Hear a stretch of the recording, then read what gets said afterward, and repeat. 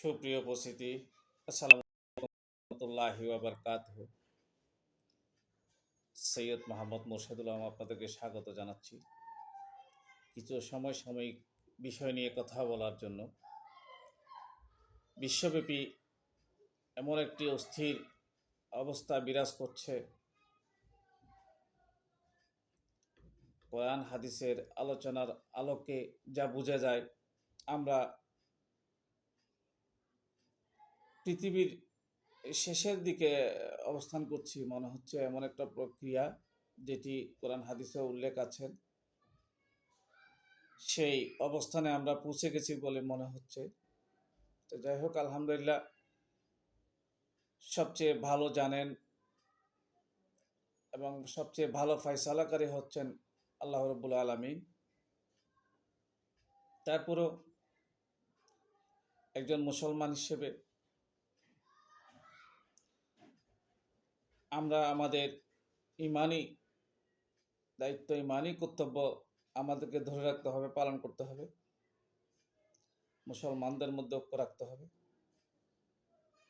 তবে এখানে মুসলমানদের মধ্যে মুনাফিকিটা বেশি হবে, এটা আল্লাহ রাসূল পাক সাল্লাল্লাহু আলাইহি সাল্লাম বলে গেছেন। কারণ এই পর্যন্ত একটু পিছনের দিকে তাকালে দেখা যায়, মুসলমানদের এবং ইসলামের ক্ষতি বেশিরভাগ মুনাফিকরাই করেছেন।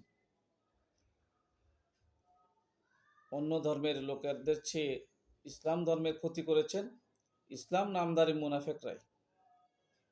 এবং আল্লাহ রাসূল পাক সাল্লাল্লাহু আলাইহি ওয়াসাল্লাম বলে গেছেন যে আমার উম্মতদেরকে কষ্ট দিবে আমার ইসলামের নামধারী কিছু মুনাফিক আমার উম্মতের মধ্যে থাকবে, তারা আমার সহি উম্মতদেরকে কষ্ট দিবেন বেশি।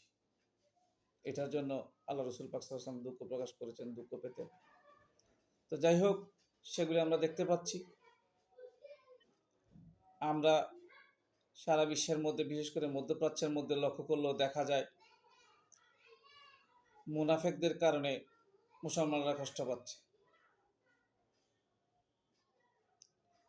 হাজার হাজার ফিলিস্তিনের মানুষজন ক্ষতি হয়েছে, হত্যাকাণ্ডের শিকার হয়েছে, মহিলা শিশু অকাতরে প্রাণ দিয়েছে। এখনো মধ্যপ্রাচ্যের মধ্যে ঘুরপাক খাচ্ছে, যুদ্ধের দামামা বাজছে। ভারতবর্ষে তো মুসলমানদেরকে এমনভাবে নির্যাতন, নিগৃহ করা হচ্ছে রাষ্ট্রীয় মদতে। যাই হোক, ওটার সদুত্তর ওনারা পেয়ে যাবেন সময় মতো। আল্লাহ রাব্বুল আলামিন ওটা ঠিক করবেন। আমাদের দেশের মাঝেও সামনে একটি নির্বাচন, সে নির্বাচনে আপনারা খুব খেয়াল করে নিজের মূল্যবান ভোটটি দিবেন। ইসলামের নাম নিয়ে অনেকেই ভোট চাচ্ছেন, আসলে তারা, আমরা দেখতে পাচ্ছি তাদের ভিতরে মুনাফিকি বেশি আছে। তো প্রত্যেকে চিন্তা ভাবনা করে আপনার নিজস্ব ভোটটা দিবেন। আমার ভোটটা আমি চিন্তা করেই দিব, কারণ এখানে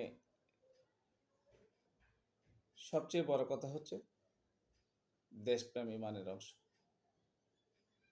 দেশটা কিভাবে নিরাপদ থাকবে সেই চিন্তা ভাবনা আমরা সবাই মিলে করব। ইনশাআল্লাহ নির্বাচনে একটি সুষ্ঠুভাবে হবে বলে আমরা আশা করি। সেই নির্বাচনে সুন্দর একটি নির্বাচন হবে, আমরা সুষ্ঠুভাবে ভোট দিতে পারবো, সবাই ভোট দিতে যাব। সেই ভোটের মাধ্যমে যারাই নির্বাচিত হবেন তাদেরকে আমরা স্বাগত জানাবো। সবাই ভালো থাকবেন। আসসালামু আলাইকুম ওয়া রাহমাতুল্লাহি ওয়া বারাকাতুহু।